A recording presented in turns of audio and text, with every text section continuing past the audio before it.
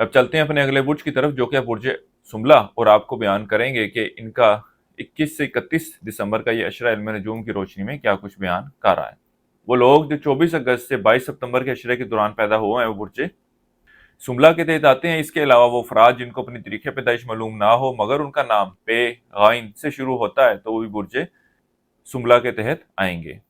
اس عرصے کا وقت برج سنبلہ والوں کے لیے کئی ایک خوشخبریاں لے کر آ رہا ہے۔ اسی طرح ہی ایک اور بات آپ کو بتاتا جاؤں کہ سال 2025 تمام 12 بروج کے لیے کیسا رہنے والا ہے، اس کے حوالے سے مکمل ویڈیو جو ہے وہ ہمارے یوٹیوب چینل خالد راٹھور پر اپلوڈ کر دی گئی ہے۔ آج ہی وزٹ کریں اور اپنے برجوں کے 2025 کے حالات کے بارے میں جانیں کہ کیسا رہنے والا ہے۔ اس عشرے کا آغاز ملازم پیشہ افراد کے لیے خاصی خوشخبریاں لے کر آنے والا ہے۔ وہ بے روزگار افراد جو روزگار کی تلاش میں ہیں، ان کو چاہیے کہ اس عشرے کے دوران ضرور کوشش کریں۔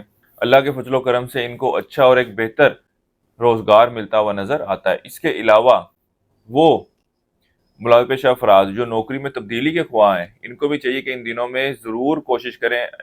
ایسی صورتحال پیدا ہوتی ہوئی نظر آ رہی ہے کہ آپ کو تبدیلی نوکری کی وجہ سے آپ کی سیلری میں اچھا اضافہ دیکھنے میں آئے گا۔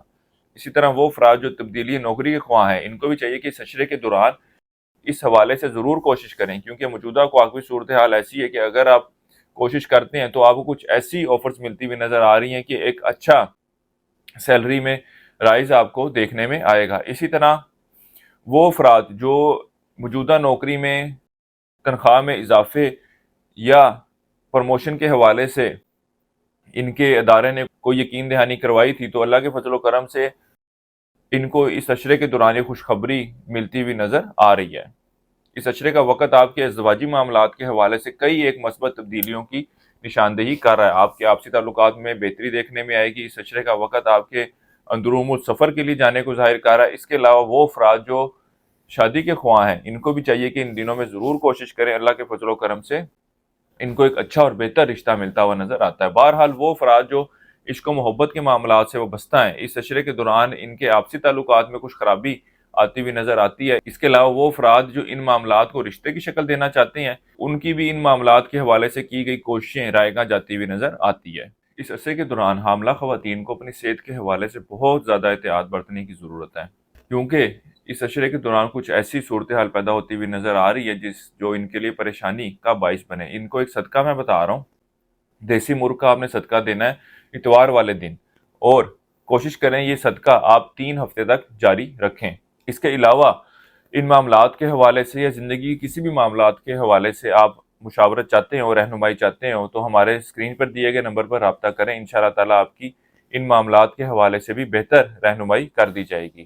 اس عشرے کے دوران آپ کو اپنے دشمنوں، خاص طور پر خفیہ دشمنوں سے بہت زیادہ محتاط رہنے کی ضرورت ہے، کیونکہ یہ آپ کے خلاف کچھ سازشیں کرتے ہوئے نظر آتے ہیں اور ان کو ان معاملات میں کچھ کامیابیاں بھی ملتی ہوئی نظر آتی ہیں۔ اس لیے آپ کو ان سے بہت زیادہ محتاط رہنے کی ضرورت ہے۔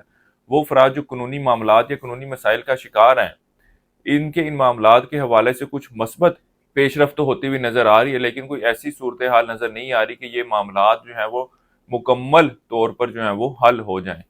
کچھ نہ کچھ ایسی صورتحال کا سامنا رہے گا کہ معاملات جو ہے وہ کل کو دوبارہ ابھر کر سامنے آ سکتے ہیں۔